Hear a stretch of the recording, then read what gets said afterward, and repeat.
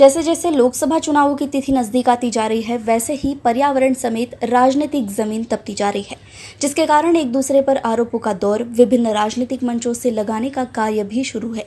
वहीं कल अंधेरी pump house, Hanuman मंदिर, बीएमसी मैदान में उत्तर पश्चिम लोकसभा निर्वाचन क्षेत्र में विशाल जनसभा हुई। महाविकास आघाड़ी के अधिकृत उम्मीदवार अमोल कीर्तिकर की जीत अभी से ही तय मानी जा रही है। वहीं शिवसेना के पूर्व मंत्री अनिल परब ने अमोल कीर्तिकर की जनसभा में उमड़ा जनसैलाब को देखकर मुंबईकरों को भावुक होकर अपील भी की।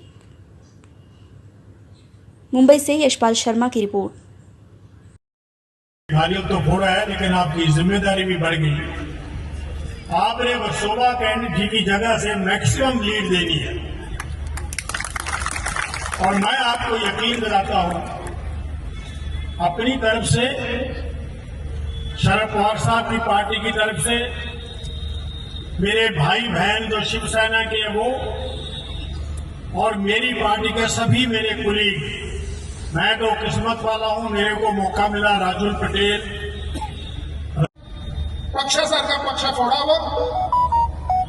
आणि काँग्रेससारखा पक्षाला, त्यांच्या नेत्याला आपल्याकडे घेऊन मग महाराष्ट्राच्या या लोकसभा निवडणुकीचा निर्णयात उतरावा। पण या व्यासपीठावरून मी आपल्याला सांगू इच्छितो की महाराष्ट्राचे दोन मास लीडर आपण ज्यांना म्हणतो, या महाराष्ट्राचे दोन मास लीडर, एक आदरणीय शरदचंद्रजी पवार आणि एक आदरणीय उद्धवजी ठाकरे,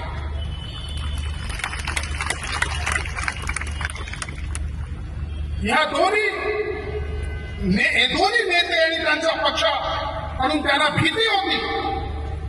आणि त्यामुळे गेले 1.5-2 वर्षामध्ये जो घाणेरडा राजकारण त्या लोकांनी महाराष्ट्रात केला, लोकशाहीची हत्या